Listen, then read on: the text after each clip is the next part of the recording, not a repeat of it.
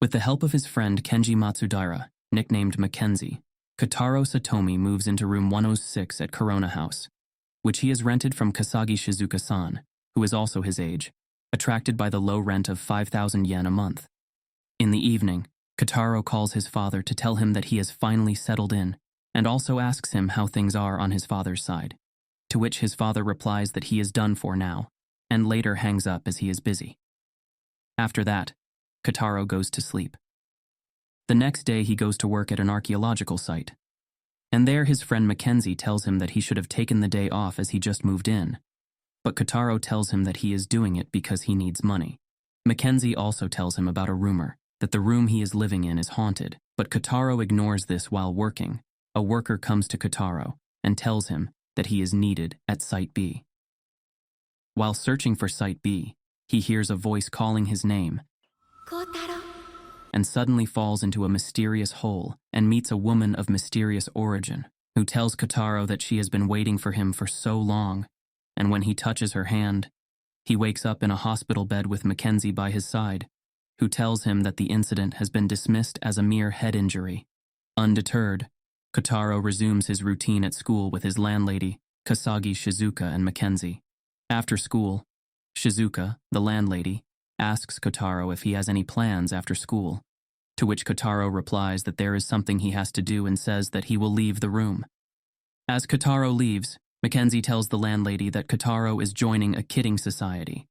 Kotaro then goes to see Harumi Sakuraba, the only member of the knitting society he is joining, and signs the contract to officially join the club.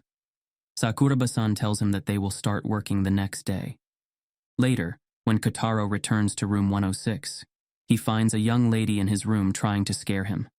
When he confronts her, she is shocked and asks Kotaro if he can see her, to which Kotaro replies that he indeed can.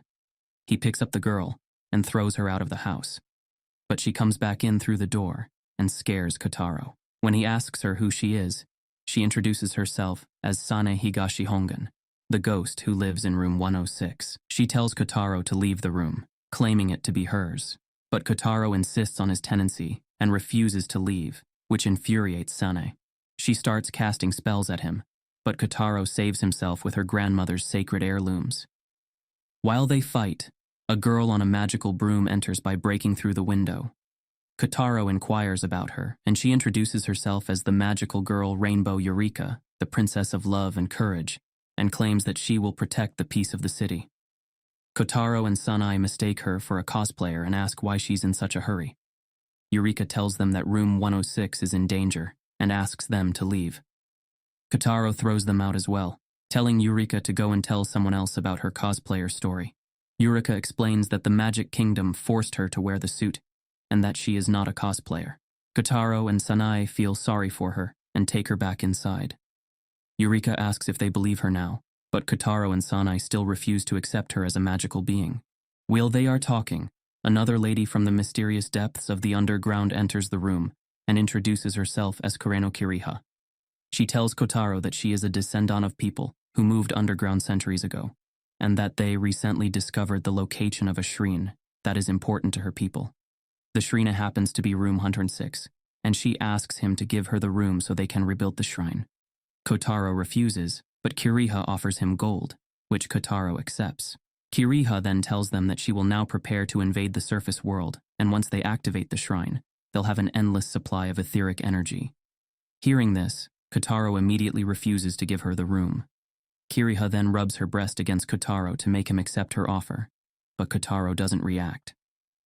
Suddenly, another otherworldly lady named Princess Theamilis appears out of nowhere, and when she enters the room, Kotaro gets stuck in her chest. The lady gets angry with Kotaro and asks him how he dared to touch her noble breasts. Kotaro tries to tell her that it was just an accident and that he would never do such a thing, emphasizing that there is hardly anything for him to touch, which makes the young lady even angrier. She activates an impact cannon on them, but Kiriha blocks the cannon, and Sanae sneaks up on the lady and pulls up her skirt, making her even angrier. Sanae tells her to surrender and that she will forgive her, but the lady replies that she will never surrender to anyone as she is a princess of the Holy Fort, the Galactic Empire. She prepares to attack them from above with her cannon, but her assistant Ruth arrives and stops her from destroying the planet with her heavy cannon. The chaotic scene is quelled by the unexpected intervention of Shizuka Kasagi, the landlady, who restores order and forces the fantastical tenants to sign a peace treaty. After Room 106 is nearly destroyed in a dispute over who should live there, landlady Shizuka is furious and punishes Kotaro and the girls. After repairing the room, she draws up a contract stating that all discussions about the room must be conducted peacefully. She tells them that if they can't find peace, she'll give them eternal peace right there in the room. As Shizuka sets up rules and regulations that will affect the dynamics between the various inhabitants of Room 106, Ruth informs everyone that Theomilis is undergoing a trial for the right to succeed to the Forterthan throne. The computer randomly generates coordinates to territories she must claim on behalf of the Empire. Theomilis must force the intelligent life forms in these territories to swear allegiance to her and take ownership of the apartment. However, they all deny her ownership of the space. Kiriha interrupts and reminds them that Shizuka has forbidden the use of force. While they search for a new way to settle the matter, Kotaro suggests that they decide by playing a game of cards. Kiriha suggests that they each get a sixth of the room, with each sixth worth 180 points, which is 1 point per centimeter. The winners take points from the losers and expand their territory. The first place winner takes 3 points from the last place winner, and the second place winner takes 1 point from the fourth place winner. You decide to play 5 games a day, and each person can choose which game to play. After the games for the day are finished, Kiriha and Theomilis secure first and second place, while Eureka finishes last and loses a significant amount of space. After the game, Kiriha and Theomilis return home, but Eureka stays in the room with Sanai and Kotaro, and they all go to sleep. The next day, Kotaro wakes up late, and Sanai mentions that nothing she did woke him up. Kotaro thanks her for waking him up, and Sanai says she only did it because she was already up. Before leaving the room, Kotaro asks Sanai to look after the apartment for him. Sanai wonders why she should do that if she wants to take the room away from him, but Kotaro expresses his trust in her, saying that he believes she sees it as her home. Sanai gets happy and accidentally says she will see him later, then wonders why she said that. After school, Kotaro goes to see Sakuraba-san to learn more about knitting. During his practice, Sakuraba-san brings him tea, and Kotaro appreciates it. Sakuraba-san reveals that she likes it too. Meanwhile, Sanai watches from a tree, wondering if Kotaro believes her as much as he believes Sakuraba. Next, Kotaro asks Shizuka if she wants to join the cooking club. Shizuka-san replies that she hasn't decided yet, as her job as a landlady keeps her busy. Kotaro remarks that the fact that she was invited says a lot about her skills. Meanwhile, Theomilis watches Kotaro and asks Ruth how she can make him swear allegiance to her.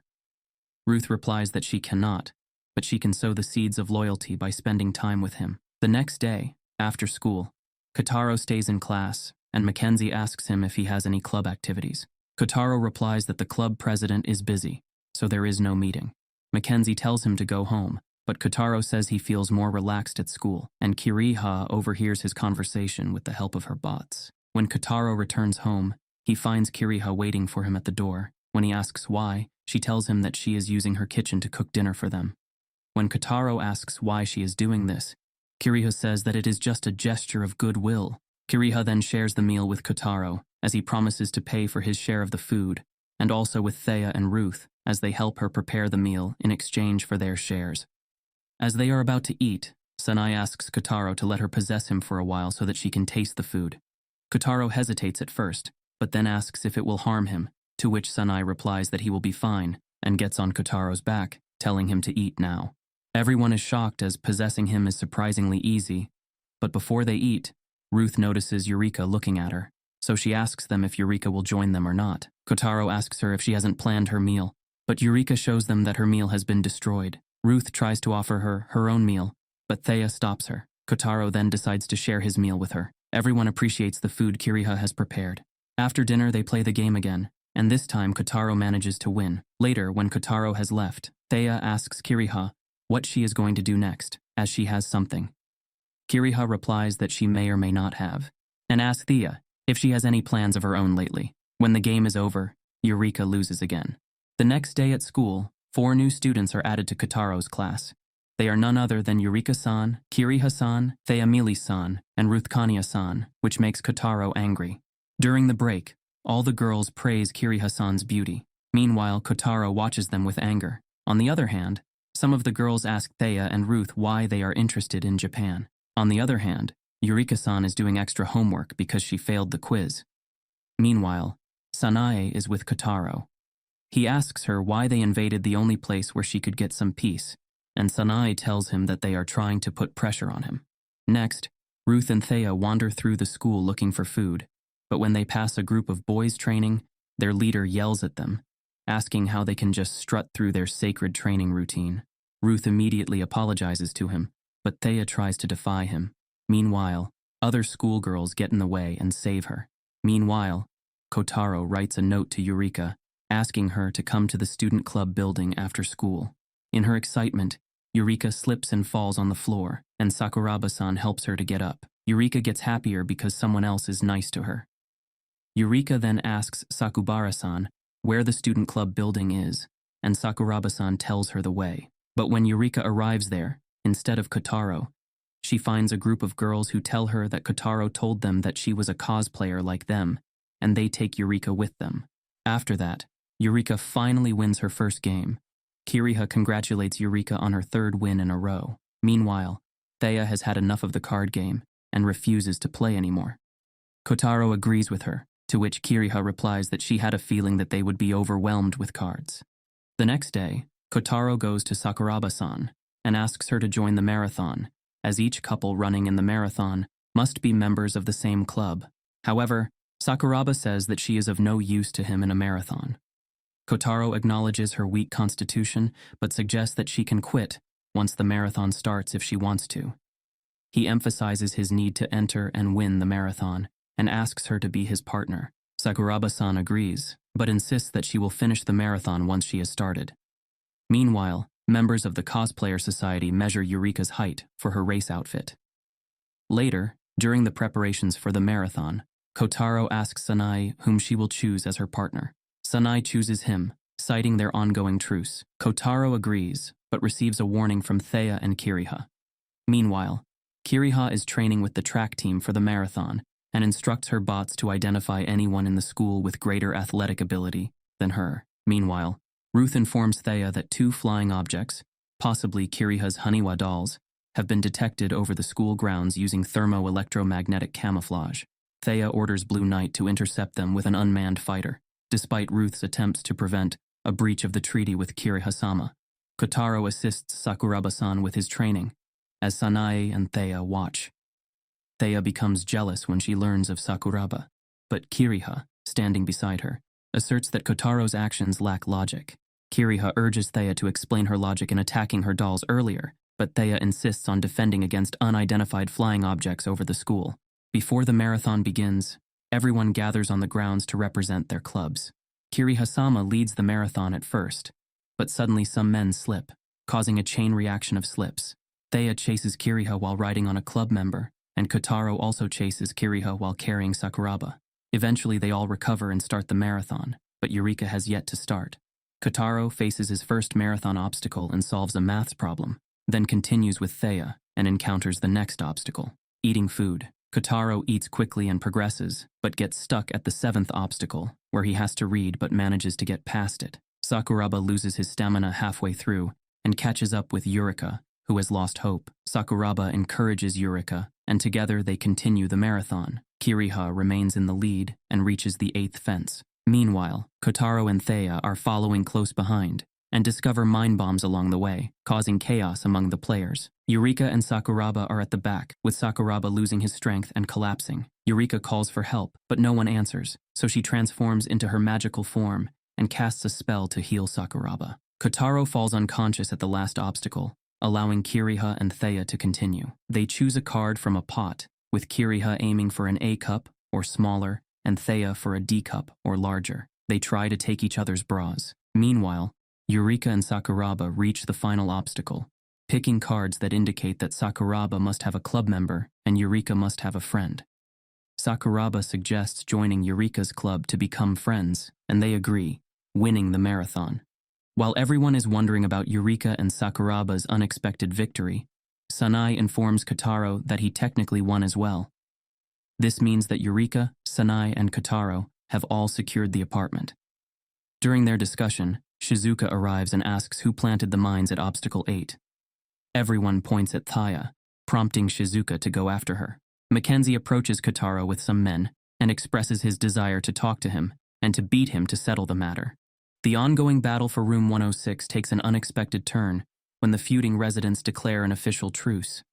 This truce comes in the form of a voucher that promises a quiet retreat at a seaside resort, complete with relaxation and the allure of hot springs. As everyone is going, Eureka wants to go with them, but Sanai tells her that she cannot go, as only 6 of them can go. Kiriha tells Eureka that she can go as the 6th member, as Sanai is a ghost and no one can see her. And when she hears that, Eureka becomes happy.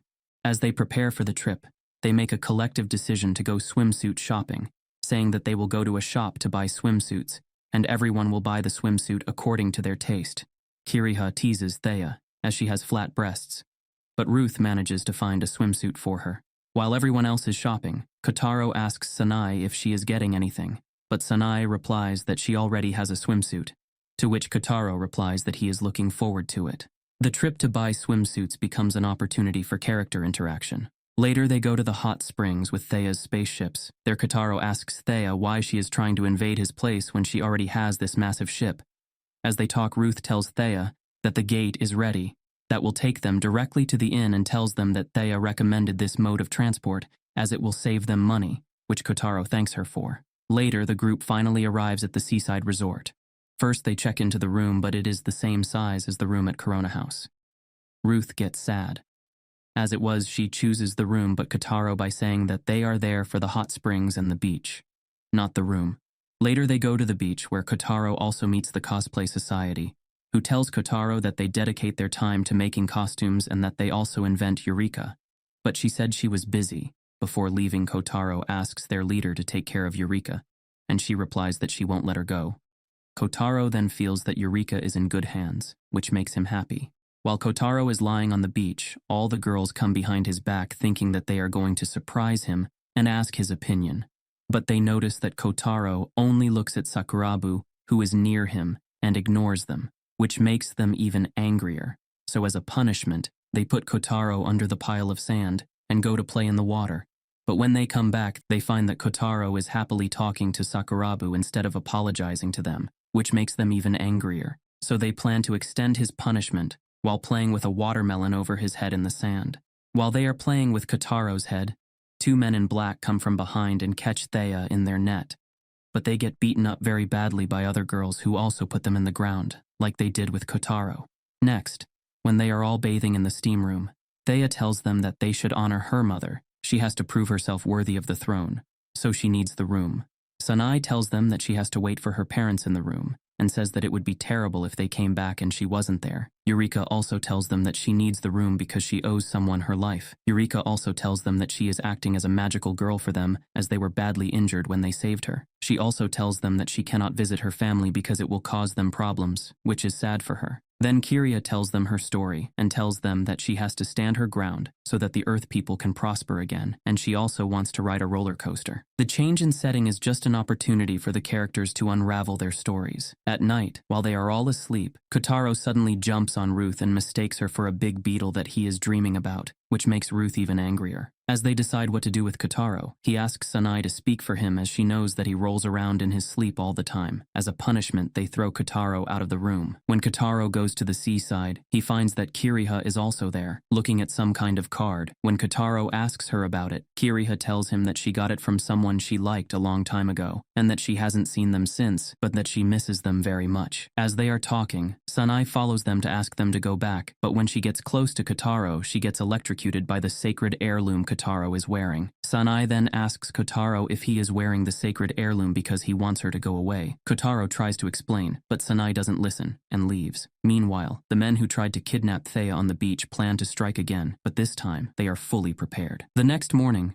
during breakfast, Kotaro apologizes to Sanai for last night, but Sanai says that they are enemies and they will never get along. and Sanae leaves the room. The plot takes an unexpected and suspenseful turn when Sanae, the spirited ghost residing in room 106, finds herself in a precarious situation when Sanae becomes the target of ghost hunters. The tension escalates as Sanae is in danger of being captured and possibly sold to someone else. Meanwhile, Kotaro searches everywhere for Sanae but finds her nowhere, but he meets Sakuraba on his way, who asks him about his friends, to which Kotaro replies that he is alone for now, and he also tells Sakuraba about the feud between him and Sanae. On the other hand, Eureka also goes to find Sanae, and while walking through the trees, she hears Sanae's voice and finds out that she is in danger and needs help. As Eureka thinks how she can help her, the members of the Cosplay Society take her when they find her on their way. Meanwhile, Kotaro tells Sakuraba that what he said to Sanae is the truth for her, but she takes it as an insult. Sakuraba gives him an example as she tells him that they are both fellow members of the Knitting Society, but she can also say that they are both strangers who just happen to be in the same club, which is the truth, but it hurts both of their feelings. As Kotaro realizes his mistake, he thanks Sakuraba and goes in search of Sanae. Meanwhile, the ghost hunters take Sanae to their place, and the ghost hunters also have a ghost who works with them and intercepts Sanae's thoughts by saying that Kotaro wants to get rid of him because no one would want to live in a place haunted by a ghost. On the other hand, Kotaro continues his search for Sanae, but instead finds the members of the Cosplay Society, who take Eureka with them, where Eureka tells Kotaro that Sanae was kidnapped by ghost hunters, and tells Kotaro that before she could do anything, she was also kidnapped by the members of the Cosplay Society. Upon hearing this, Kotaro immediately goes to the other roommates and tells them that Sanae was kidnapped by the perverts from yesterday, and when they learn of Sanae's plight, Shizuka brings out a ghost locator that will lead them to Sanae, but the locator is destroyed, so Kiriha-san repairs it with her Haniwa dolls and finds the location of the kidnappers. Meanwhile, the ghost lady continues to break Sunny's morale and hope of rescue, but suddenly the ghost hunters find themselves under attack from Kotaro and others, and the narrative skillfully weaves together elements of rescue, camaraderie, and supernatural conflict. The resolution of Sanae's perilous situation serves as a testament to the roommates' unity and their evolving relationships as they all try to save Sanae. On the other hand, Eureka finally manages to escape the company of the Cosplay Society members and goes after Sanae. Meanwhile, Kotaro and the others manage to reach the room where Sanae is, but when Sanae sees Kotaro, she angrily asks him why he's there since she didn't ask for his help, but Kotaro ignores her for the moment and fights the ghost hunters who have kidnapped Sanae. Meanwhile, the ghost lady continues to intercept Sanae's thoughts and asks Sanae to join her, but Sanae refuses and tells her that she believes in her friends, even though she is angry with them, which makes the ghost lady even angrier, as she transforms into her true form to get Sanae's power and eats Sanae. But Kotaro goes after her and throws his sacred heirlooms at the ghost lady, which somehow hurts her. Meanwhile, Eureka finally manages to reach the place, and she also casts a spell on the building. Kotaro throws his sacred heirloom at the evil ghost lady with all his might, killing her and saving Sanae. When Sanae regains consciousness, she realizes that she and Kotaro may be enemies, but her bond with Kotaro and the others is something else. So Sanae thanks everyone in the group for saving her. While they reunite, the ghost hunters try to escape, but Kiriha manages to capture them and plans to punish them.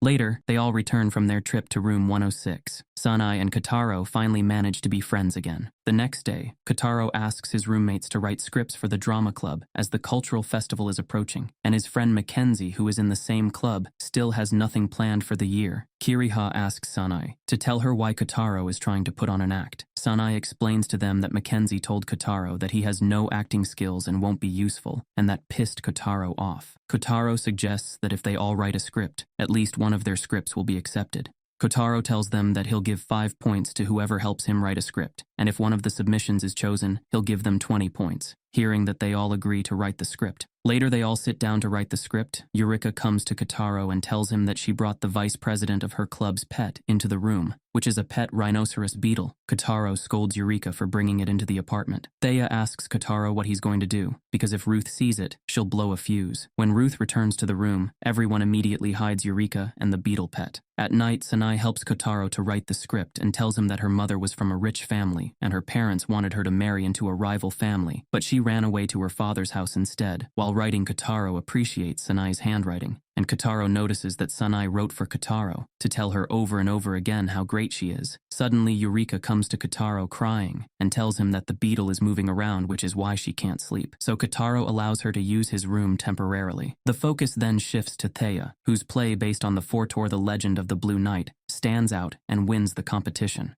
Thea's success not only underlines her creative abilities, but also sets the stage for her play to be performed at the upcoming cultural festival. As they prepare for the show, Ruth tells Kotaro that the story Thea has written is famous in her realm, beginning when a Fortorthan princess, Alaya Sama, is involved in a coup and is defended by Rayos, the Blue Knight. Afterwards, Ruth tells Kotaro that she would appreciate it if he would give her his full support in realizing the fruits of her love for the Blue Knight. Kotaro tells her that he completely understands, which is why he asked her to do this in the first place. Meanwhile, Thea is hiring the perfect person for the role of the Silver Princess, but she can't find anyone who fits the character. Eureka comes to Thea and asks to play the Silver Princess as she doesn't want to play the role of a horse, but Thea completely ignores her. But Kotaro notices her and goes to Thea and tells her that he will bring the person who fits the description of the Silver Princess, but she has to give Eureka a proper role, so Thea gives her the role of a bandit, which makes her happy. While they are talking, Harumi Sakuraba enters the room looking for Kotaro, and Kotaro then represents her to Thea as the Silver Princess. Sakuraba agrees to play the role, and later Kotaro helps Sakuraba practice her role, while the leader of the theater club watches her performance and also appreciates it. As the preparations for the cultural festival get underway, the brief appearance of a space distortion near Earth attracts the attention of Thea and her faithful servant Ruth. The weekend before the festival, Kotaro and Sanai find Thea pinned under a heavy bag near the school. Thea asks for help, but Kotaro says he will only do it if she tells him about it. She tells Kotaro that she wants to help carry props for the set, but the bag is just too heavy, and she stumbles. When Thea hears that Kotaro is helping her to get up, she asks Kotaro if he is not going to use the opportunity to mock her, but Kotaro replies that he has changed his mind as she was just trying to help everyone out. And suddenly Thea feels that Kotaro is her Blue Knight. Next, during the audition, Sakuraba fails to give the same performance as she did with Kotaro, and the president of the club asks Sakuraba if he is not feeling well or something. Kotaro steps in and tells Thea and the club president that it is Sakuraba's first time with Mackenzie, which makes them nervous, so he asks Mackenzie to let him do the Blue Knight role for now. And when Kotaro switches with Mackenzie, Sakuraba gives an excellent performance. Then the club president tells Sakuraba to give the same performance with Mackenzie, but Kiriha interrupts and suggests that Kotaro should play the Blue Knight role, and only then can Sakuraba give such a performance. So they cast the Blue Knight as Kotaro. Mackenzie also agrees with the decision, claiming that he cannot get Sakuraba to perform that well. Kotaro tries to oppose the idea as he can hardly play the role of a soldier, to which Thea tells him that she knows the Blue Knight better than anyone else, and he fits the description, so she will train him personally. Meanwhile, a lady known to Thea watches them through the door and plans to destroy Thea's play. Thea then personally trains Kotaro in her spaceship as she promised.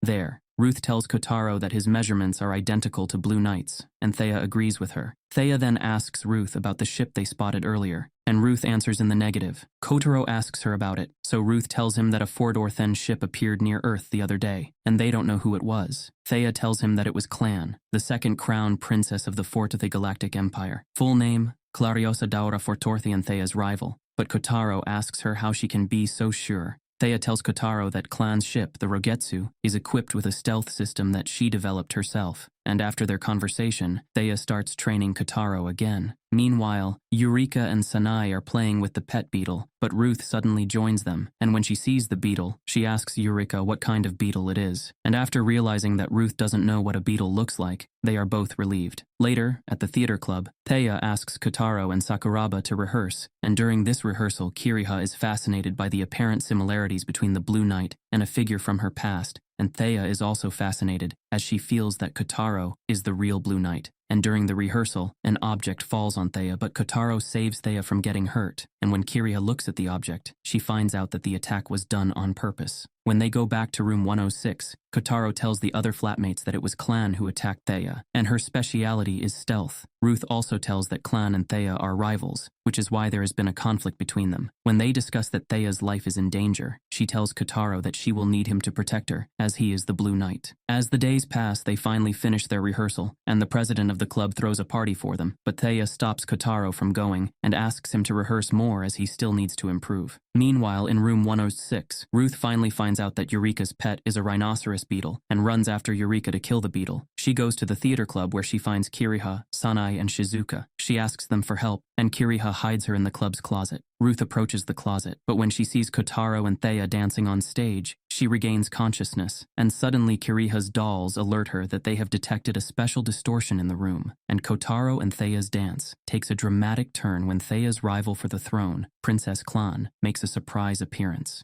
Tension escalates as Clan attempts to harm Thea, prompting an unexpected intervention from Kotaro. In a twist of fate, Kotaro, who is wielding a sword replica, unexpectedly discovers an unusual ability to manifest power in his sword replica and successfully repels Clan with the help of Kiriha and the unnoticed involvement of Eureka. Thea thanks Kotaro for saving her from the Princess Clan's deadly attack, but Kotaro tells her that he is the Blue Knight after all. The next day, they perform on stage in front of everyone. After the foiled attack, Thea, recognizing Kotaro's potential, orders him to undergo night training. In a whimsical yet characteristic twist, Thea knights Kotaro while he sleeps, emphasizing their growth and camaraderie. The next day, at the Sun Rangers headquarters, everyone is pondering their responsibilities when Professor Roppongi suddenly alerts them to the presence of Earthmen attempting to invade the surface.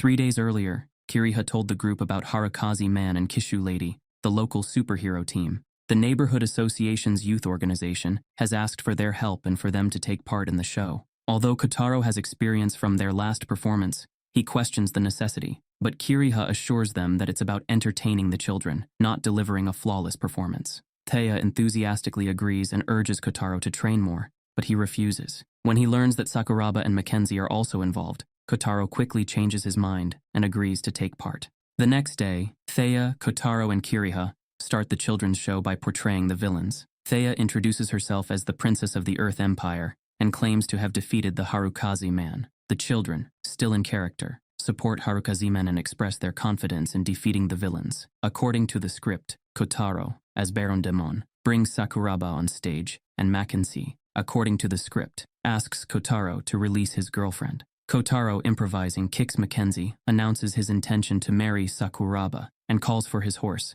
Jet Black King, played by Eureka. Unexpectedly, smoke fills the stage, signaling the entrance of the heroes. But instead of the scripted heroes, the Rangers of the Sun Squad appear in identical red suits, deviating from the planned storyline. This deviation angers Kotaro, and he confronts them, questioning their choice of uniform. The children also express their disappointment, expecting only the leaders to wear the red suits. In character, Kotaro questions the authenticity of the heroes, and the children react negatively, indicating their dissatisfaction. Meanwhile, the Rangers realize their mistake, thinking they have stumbled upon an invasion rather than a children's show, and hastily leave. After the show ends, a girl named Yo-chan approaches Kiriha to express her appreciation for the heroics. Kiriha decides to take the girl back to her parents. In the backstage meeting, Shizuka-san apologizes for a costume mishap, and Mackenzie asks about the unexpected performers, suspecting them to be from the Neighborhood Association as they talk. Kotaro joins them, and reveals that Kiriha told him she had something to do, and went to the shopping district. The others learn that she might be taking part in the neighborhood cleanup, which makes the group suspicious. On their way to the mall, Sanai spots something alarming, and hurriedly informs Kotaro about the presence of Earthmen, suggesting a possible invasion. Thea says that she thought the same thing, but they are all just cleaning, to which Sanai replies that she might be thinking too much, but Kotaro is suspicious of Kiriha. At night, all the roommates go to sleep, while Kiriha stays up in her underground room. Her dolls tell her that they have a message from the chief, so Kiriha asks them to connect her to the chief. When the dolls connect her to the chief, Kiriha addresses the chief formally, but the chief says that she is free to call him Dad instead of the chief, but Kiriha insists. The chief then asks Kiriha about the progress of her mission, to which Kiriha replies that her phased integration plan A is moving into phase 2, and tells that she has been helping the neighborhood associations, whose members have welcomed her with open arms. The chief asks about her plan B, to which Kiriha replies that her plan B is falling behind schedule as many others have also set their sights on Corona House Room 106, and also tells that given the nature of the progress of plan A, plan B is not her concern at the moment. The chief agrees with her, and tells her that the revolutionist, Shijima Tayuma, has become restless of late, as he continues to advocate brute force as their fastest option, and if the revolutionists push their agenda, they may have to move on to plan B. The chief then asks Kiriha to come back home and get married, as her marriage will strengthen the loyalty of her supporters, to which Kiriha replies that she has no plans to get married just yet. The next day after school, Kotaro visits Sakuraba and finds her happy, so he asks her about her happiness, to which Sakuraba replies that she enjoyed the hero show yesterday, to which Kotaro says that he and the kids enjoyed it too, as they all thanked him. Kotaro says that he felt very good after yesterday's work and cannot put his feelings into words, to which Sakuraba replies that maybe it is because they helped their fellow citizens. Leaving the school, Kotaro finds Sanai and Eureka in a hurry, and and later Kiriha on his way home, and decides to help her. But he notices that Kiriha has made a name for herself in the neighborhood. After shopping, Kotaro and Kiriha visit the seaside, and there Kotaro asks Kiriha if she is not interested in invading the surface.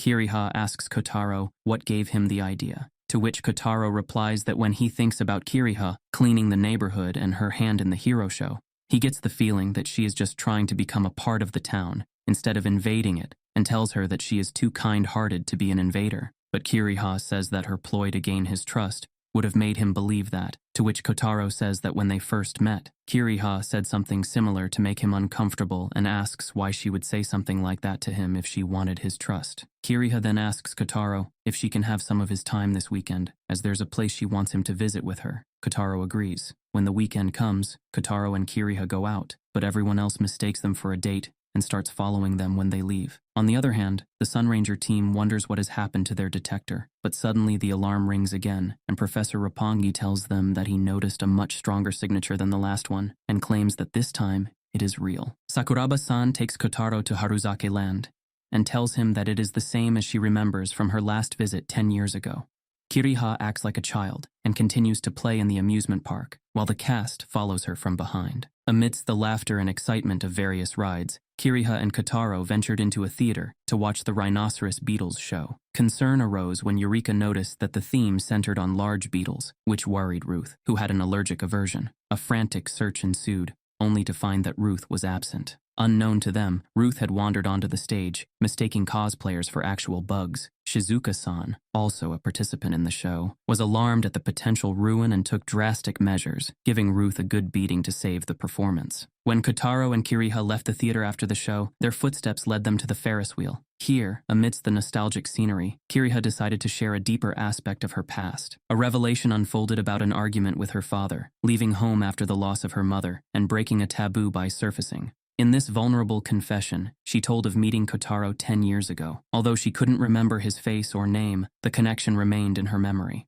The Ferris wheel became a vessel for Kiriha's introspection, a testament to her longing for a lost love and her commitment to a peaceful invasion, fueled by a desire to see him again. In response to Kotaro's earlier misconceptions about her intentions with Room 106, Kiriha clarified that her provocations were intended to provoke resistance. Her reluctance to forcibly enter the surface contradicted the assumptions of the revolutionaries and emphasized her commitment to a peaceful takeover. Kotaro, understanding her true intentions, expressed a mix of emotions, acknowledging her kindness, but revealing a trace of sadness. Kiriha's sincere and heartfelt apology resonated with Kotaro, who assured her that he would have supported her had he known earlier. Meanwhile, Thea brings Ruth back to consciousness. Ruth immediately asks if she's done something strange, but Sanai tells her that she hasn't done anything. Eureka tries to tell her, but Sanai stops her from telling the truth. Kiriha then takes Kotaro to the roller coaster. Kotaro asks if she went on this ride with the person she loved. Kiriha replies that she couldn't go because she was underage, as they talk about a submarine used by the Earth people suddenly comes out of the underground. Suddenly, the calm was shattered by the appearance of an underground submarine, and Shijima Tayuma materialized to confront them. His grandiloquent proclamation about saving the Earth people from Kiriha's leadership set the stage for a confrontation. Kiriha, resolute in her commitment to a peaceful invasion, demanded that Tayuma withdraw, but he stubbornly refused. The ensuing clash was a spectacular display of opposing ideologies. Thea and others joined the fray, each character bringing their unique strengths to the conflict. Eureka, with her magical abilities, took on the responsibility of protecting bystanders, adding a layer of mysticism to the battlefield. Amidst the chaos, Kotaro's intervention became a focal point. His willingness to stand up to the imminent threat, alongside Ruth's technological prowess and Thea's regal fighting skills, painted a picture of unity against adversity. Tayuma, unyielding in his beliefs, became a formidable opponent. The climax of the battle brought both victory and reflection. Kiriha, undaunted, addressed the gaping hole left in the ground, hinting at the government's likely involvement in the discreet management of the aftermath. Her plea for Kotaro's company on the roller coaster ride carried a hint of vulnerability, a desire for connection amidst the turmoil. Kiriha's revelation of her longing for a first love struck a chord.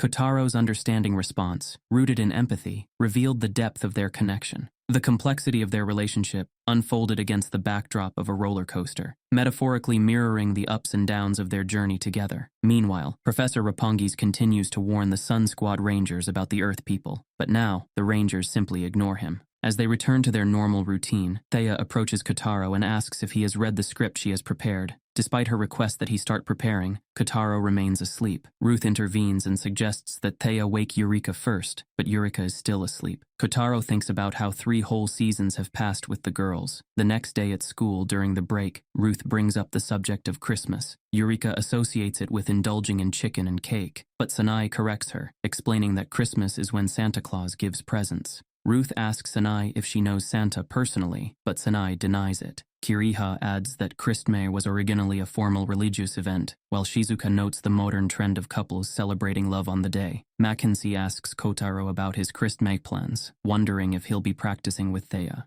Kotaro reveals that he has other plans and leaves the class. In the evening, Sakuraba-san goes home excitedly, expecting to rehearse the play with Kotaro. However, she finds him handing out flyers dressed as Santa Claus. She offers to help, but Kotaro reveals that he has something else in mind. In room 106, Shizuka informs Thea about Kotaro's new job, and Thea expresses her frustration that he is prioritizing work over rehearsal. Shizuka suggests that Kotaro might be working extra shifts for a Christmas date, which disappoints Ruth. Kotaro returns and Ruth confronts him. Kotaro explains that it's just a short part-time job to earn some extra money for New Year's. Kiriha covers for Kotaro and claims they have a Christmas date, shocking the roommates. Sanai and Shizuka deny it, but Kiriha sticks to her story. Thea tells Kotaro that his training will start during the winter holidays. The next day, Kotaro secretly buys a Christmas tree and hides it in the Knitting Society room. Kotaro asks Sakuraba not to tell anyone as he wants to surprise everyone with his present. The days pass, and Kotaro continues to build his Christmas tree as he plans to surprise everyone. While he works on the tree, Thea and Sanai continue to watch him after school. Finally, on the day of the closing ceremony, Christmas Eve arrives and the whole school wishes each other a Merry Christmas. In the classroom, Kotaro invites Mackenzie to a surprise party in the Knitting Society room, urging him to gather everyone. Mackenzie, annoyed at not being told earlier, reluctantly agrees. Later, Shizuka enters and admits that Mackenzie was wrong about the girlfriend situation. Mackenzie decides to make this a party to remember, and Shizuka asks Mackenzie what he plans to do next to make it unforgettable. While Kotaro brings food to the knitting room, Sakuraba informs him of a problem. Another group is having a party there. Disappointed, Kotaro follows Sakuraba's suggestion to use room 106 for decorations. Mackenzie and Shizuka discuss the situation. Kotaro hurries back, regretting that he had not shared the idea earlier. In room 106, he's surprised by a happy Christmas greeting. Mackenzie reveals that the girls' plan trumped Kotaro's. Kotaro is upset, but learns that the girls sought Mackenzie's help. Shizuka admits she orchestrated the athletes' presence, and Sakuraba supported their plan. Thea urges Kotaro not to be angry, and Kiriha reveals that they brought the tree and cake from his extra shifts. They celebrate Christmas together, and Kotaro reflects on how the girls not only invaded his apartment, but also his heart. After the party, Kotaro brings Sakuraba home. She tells him how much she enjoyed the day. Kotaro jokingly holds a grudge, but forgives her and presents her with a knitted item. Sakuraba turns into Princess Alaya, who gives him a sword for protection. They exchange apologies, and Princess Alaya encourages Kotaro to explore and meet people. After Christmas, they prepare for the continuation of the play, Blue Night and Princess Alaya, which will make its debut on stage.